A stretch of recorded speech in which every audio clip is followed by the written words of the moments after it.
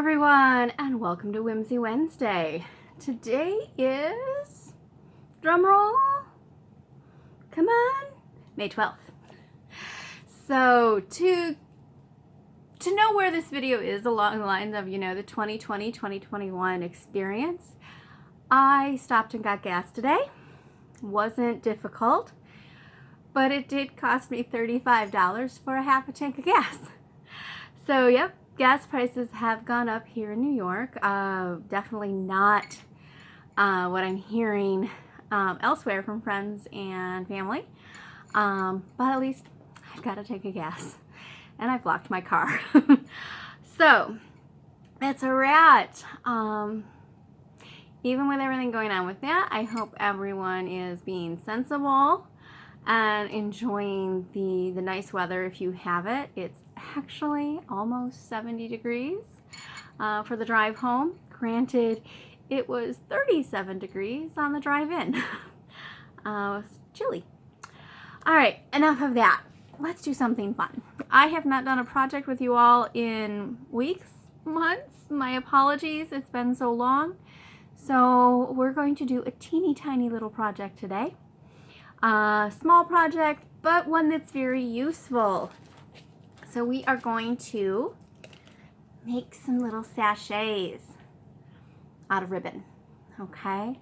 So to do this, you are going to need some lengths of silk ribbon is preferable, but any ribbon that frays will work okay. So you're gonna want something that's roughly 4 times the width, roughly, okay? So my ribbon piece here is about 7 inches long and it's 2 inches wide, so close, just under my 4 times rule. All right, now you could also use a secondary ribbon to go around the center if you wanted, and then you're also going to need a narrow ribbon to tie it shut. You'll want either a matching or corresponding thread. All right, you may want some poly or wool batting to kind of fluff it out, but you definitely are going to need something fragrant, and I choose food safe. I don't know what the other word is, but fragrance safe items. So some lavender here, and then some dried rose petals. And these, I'm amazed how good these smell. This is the last bouquet that I had ordered. Okay, so let's get started. You're gonna take your length of ribbon and simply fold it in half, all right? You need your needle and thread. Let me angle the camera down here. Oh goodness, the lavender's in the way. And the tablet's in the way. That's better. All right, needle and thread.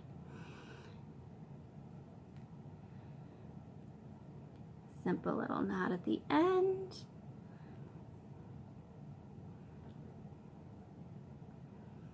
Okay. Fold your ribbon in half. And we're going to start about 2/3 of the way up from the fold. So right about here. Take your needle and catch from the inside just the edge of the selvage of the ribbon. Hoping you can all see that. All right, this is going to put the knot on the inside. All right, like so. And then just come back around with your needle, making sure that ribbon's inside, catching both selvages together. So we're simply going to do a little whip stitch down the whole length to the fold. And your whip stitch is only catching that selvage edge, or if it's really difficult, just a tiny bit beyond. And we're going to try to keep this stitch as small as possible. Mine might be pretty close to 2 millimeters. I would love to be able to say millimeter, but not quite now. All right. And me bringing it up close to my eyes makes it hard for you to see. So let's bring this back down. I'm just doing tiny little stitches. There you go. If you happen to have a thumbnail, this is one of those places where it does come in handy. Of course, my fingernails are short-lived thanks to working with straw. They like to dry out and break.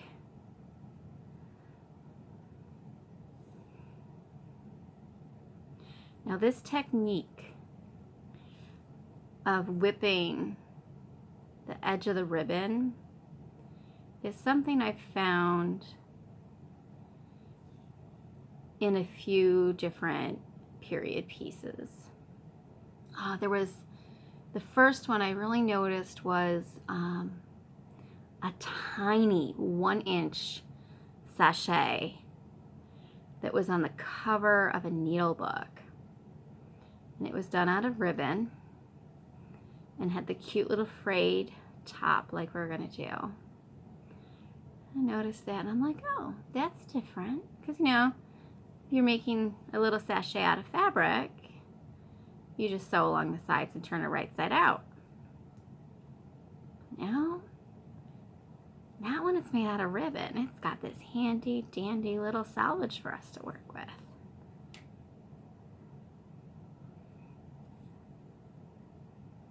So there we go. It's about finishing up the first side. I can hear little Miss Clara over my shoulder watching something outside.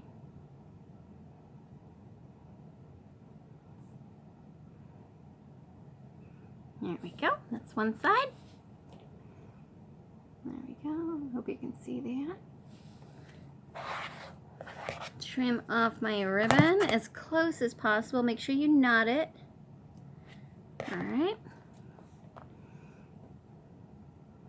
And one more knot here.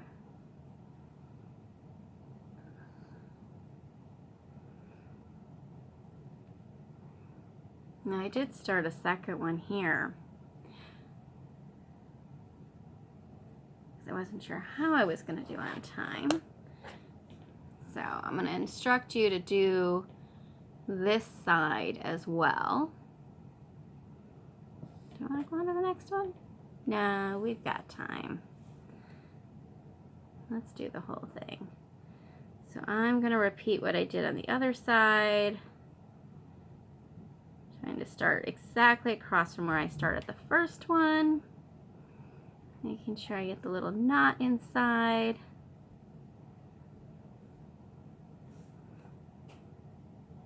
And then again, tiny little whip stitch right along the selvage. Now, if you don't think your whip stitch is close enough together, you could go down the side and then back up. Just keep it as tight, evenly tight as you can, but not so tight that it starts to pucker. You want your silk to lay nice and flat.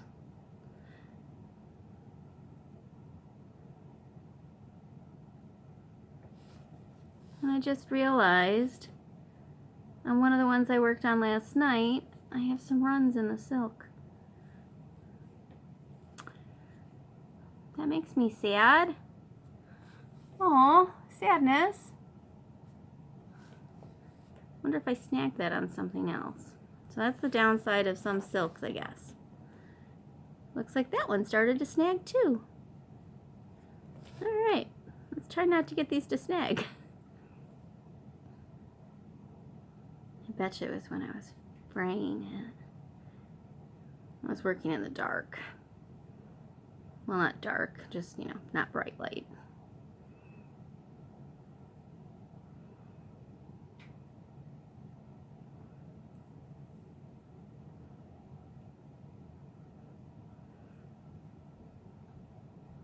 All right, almost done with this one. Down to the bottom.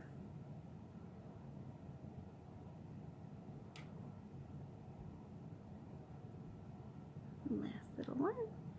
Grab the loop once more and tie a knot. All right, I'm going to take the needle right off because I'm going to need a little more for the next step. Snip. Okay, so here we go. About 2/3 of the way up on each side. All right, now here's the part that's going to seem a little odd. We're actually going to take our scissors and we're going to cut this little salvage edge off from just above the stitch line. You know, it seems like the strangest thing. There's a reason. So I cut one, I'm going to fold it down, then I'm going to do the next side. I'm going to leave just enough so your stitches stay. Let's turn it over. You can do the same thing on this side. Just cutting that little salvage edge off. It really is like the tiniest little piece. Okay. One last one. So that's 4 in total. All right. There we go. See if you can see. So here's the salvage that's stitched, and here's the salvage space that's been cut off. All right. At this point, make sure you have enough thread on your needle to go and do a gathering stitch. So I've got more than enough, probably 10 inches here.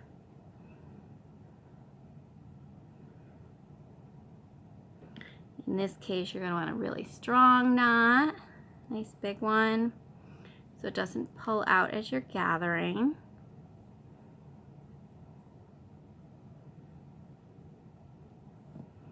Okay, set that aside for a second. And now we're going to need our fragrance, our potpourri, some lavender. I need to order more lavender. And my rose petals. Now right now, honey, she likes the smells. Even though lavender is actually, from what I understand, less than ideal for kitties. It can cause some health issues. So I try to keep her out of immediate contact. Alright, so my rose petals are actually taking up more space than I even thought. I'm going to put a little bit of my cotton batting down in the bottom.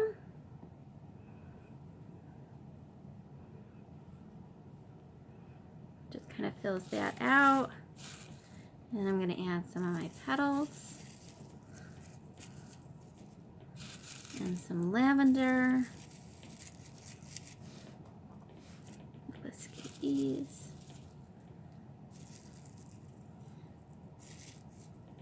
Alright, and I'll grab a little more fluff. I'm going to squish that down with my finger.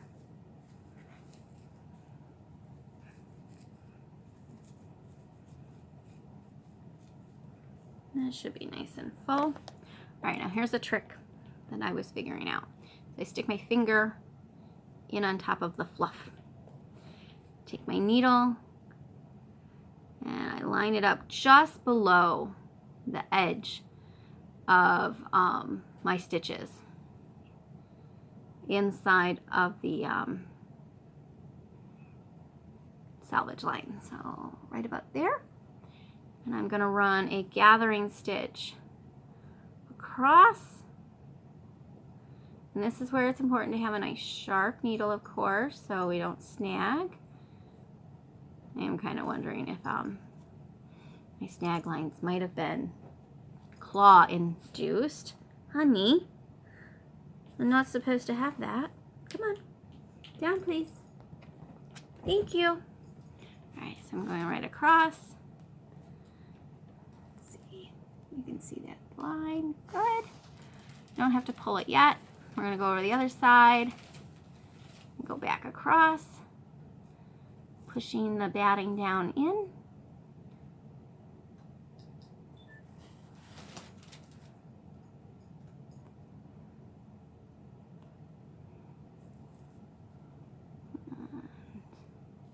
Back to where I started. So once I'm all the way around, pushing this down,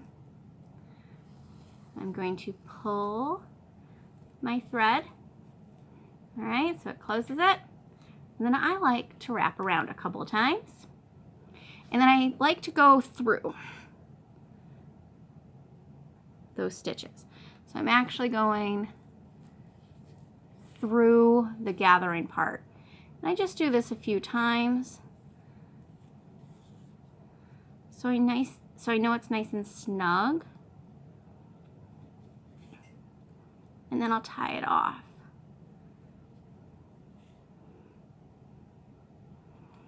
Okay. And snip with the scissors. So there's that one. All right, now remember how we took that selvage off? We're going to ever so carefully, and I'm saying carefully because of, just in case that snagging was because of me pulling, and pull off just a few threads at a time.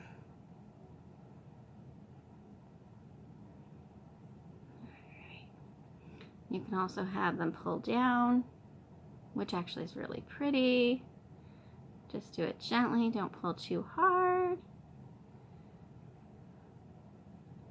Separate them at the bottom and you get a really pretty fringe here. Now you can leave your sachets plain, or some of the things that I've seen on original sachets include embroidery, painting, believe it or not, cute little paintings done on silk, some inking, and then simply cutting out little die cuts and gluing them in place. I'm really impressed each time I find a textile with a paper product glued on that's still there. I think it's pretty impressive. As you can see, this can be what takes the longest. I'm being a little more gentle because I'm all nervous about having more snags. Where was that? Yeah, I pulled all the way around. I bet you that's what I did. Those will just be good for my pocket. So once you have these done, you could put your sachets in your sewing box, in with your clothes when you pack them, in your pocket. If you really enjoy the smell, you could stick one in your corset. I can't say that I could document that, but you might enjoy the smell. Now, of course, I used lavender and rose, and there are likely many other options out there. All your taste. So there's half. Got one of them done. Now to do the other one.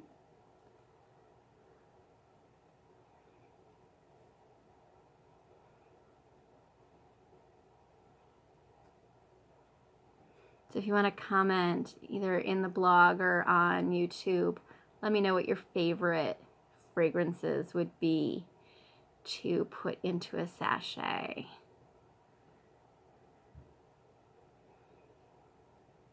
Now I'm using the 2-inch wide silk ribbon. You could of course use wider or narrower. Could go quite narrow, do 1/2 inch and make some doll size sachets.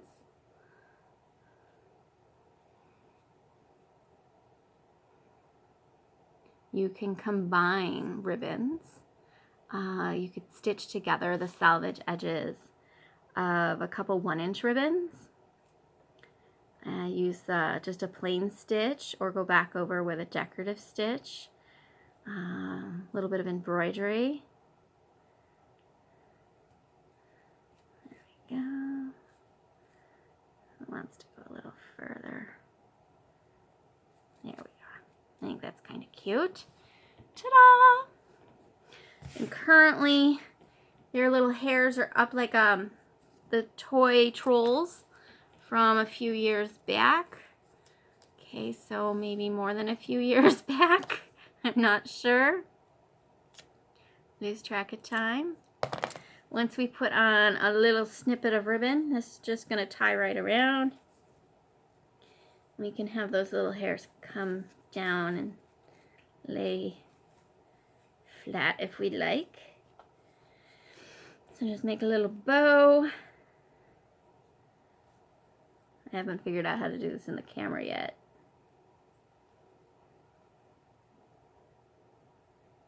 Come on, fingers.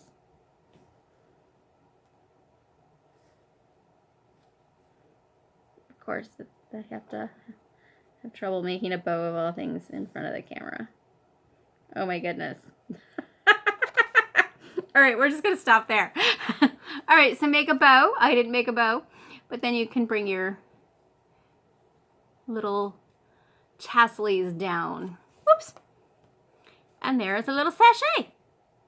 All right, I've got one more to do, and I will see you all next time. Enjoy making your sachets. Enjoy the rest of the week. Bye-bye, all.